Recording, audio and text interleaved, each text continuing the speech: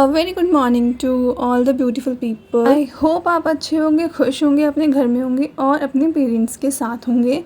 तो आज हम कुछ बात करेंगे कि टीजीटी पीजीटी की एग्ज़ाम कब कंडक्ट होने वाले हैं, एग्ज़ाम्स होंगे भी या नहीं, और होंगे तो कब तक होंगे, क्योंकि ऑलमोस्ट 1 साल हो चुका है फॉर्म फिल किए हुए। तो मैं सभी एस्पिरेंट्स को बस इतना ही बोलना चाहती हूँ, सब्र रखो क्योंकि वही कर सकते हैं, और अपना पढ़ते रहो। साथ में जॉब भी अगर आप कर रहे हो तो डेफिनेटली करो, मैं तो यही बोलूँगी, क्योंकि लास्ट ईयर मैंने भी 1 साल के लिए अपनी जॉब छोड़ी थी।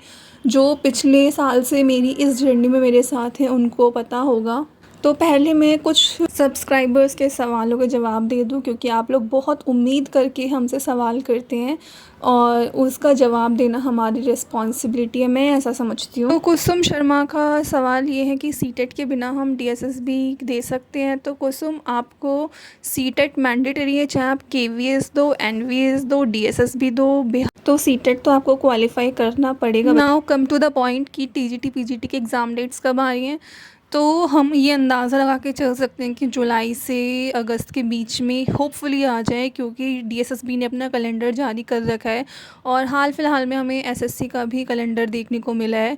तो जो लोग तैयारी कर रहे हैं, आप एसएससी की भी फॉर्म फिल करें, और अगर आप एलिजिबल हैं उसमें तो डेफ़िनेटली भरें, क्योंकि उससे आपको एक प्लस पॉइंट ही मिलता है। आपको बहुत सारे क्वेश्चंस इकट्ठे हो जाते हैं जो हो सकता है आपके डीएसएसबी में भी काम आ जाए। और अगर आप लोग अभी बीएड कर रहे हैं तो सबसे पहले फ़ोकस अपना सीटेट पे करें, सीटेट निकालें। अब बात करते हैं कि पीआरटी की वैकेंसीज़ कब आएंगी, आएंगी भी या नहीं आएंगी। तो पीआरटी की वैकेंसीज़ आने को मिल सकती हैं, क्योंकि लास्ट वैकेंसी हमने 21 में देखी थी और अब है 24 में टीजीटी पीजीटी की तो आ गई थी। तो इसलिए हम उम्मीद कर सकते हैं कि इस साल पीआरटी की भी आ जाए और हम केवीएस की भी वैकेंसीज़ देखने को मिलेंगी। अब बात करते हैं आपको करना क्या है और क्या नहीं करना। जो चीज़ आपको करनी है वो है आपकी कंसिस्टेंसी, आपको पढ़ते रहना है। और जो चीज़ आपको अवॉइड करनी है वो है आपका टाइम पास, आपका मोटिवेट होना। देखो यार, लाइफ में प्रॉब्लम सबके साथ होती है, तो बेटर है उन प्रॉब्लम्स को हम अपने गोल पे, अपने एम पे हावी ना होने दें, उनको एक साइड रख दें और सिर्फ अपनी पढ़ाई करें। अगर आप 6 से 7 घंटे नहीं पढ़ सकते हैं तो कोशिश करें डेली 4 घंटे पढ़ें, वो भी बहुत होता है।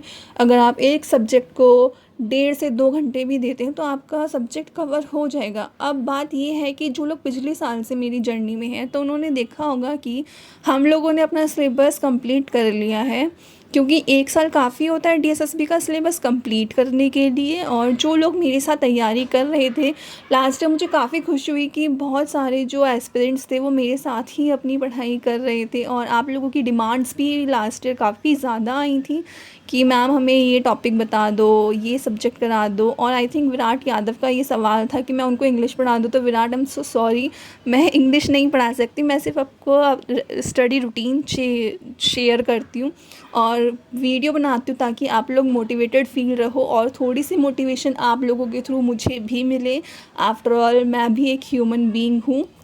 और हम उम्मीद ये कर सकते हैं कि 2025 में हमें काफ़ी ज़्यादा अमाउंट में वैकेंसीज़ देखने को मिलेंगी, स्पेशली टीचिंग की, क्योंकि टीचिंग की वैकेंसीज़ वैसे ही काफ़ी कम आती हैं और लास्ट 2 से 3 इयर्स में हमने वैकेंसीज़ देखी भी नहीं है। केवीएस की वैकेंसी आई थी 2023 में, जिसमें मेरी फ्रेंड लगी थी।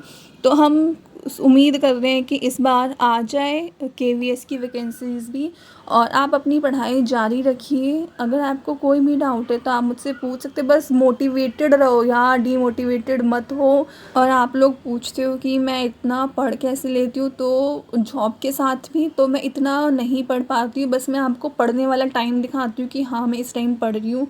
आप लोगों की तरह मैं भी बहुत बार डीमोटिवेटेड फील करती हूँ, पर अपनी जैसे व्लॉग मैं बनाती हूँ, मैं भी काफ़ी लोगों के व्लॉग्स देखती हूँ, उनसे मुझे मोटिवेशन मिलती है और फिर मैं अपनी पढ़ाई जारी रखती हूँ। क्योंकि अगर हम लोग कुछ कर सकते हैं वो है पढ़ाई करना। अब हम मोदी तो है नहीं कि हम कुछ भी करें और वो जो चाहें वो हो जाए। तो सिर्फ हम पढ़ सकते हैं तो पढ़ते हैं, बाकी जो होना है वो होगा। एग्ज़ाम होगा ये तो कंफर्म है, तो तब तक के लिए पढ़ते हैं, क्योंकि रिवीजन 2 दिन में नहीं होता।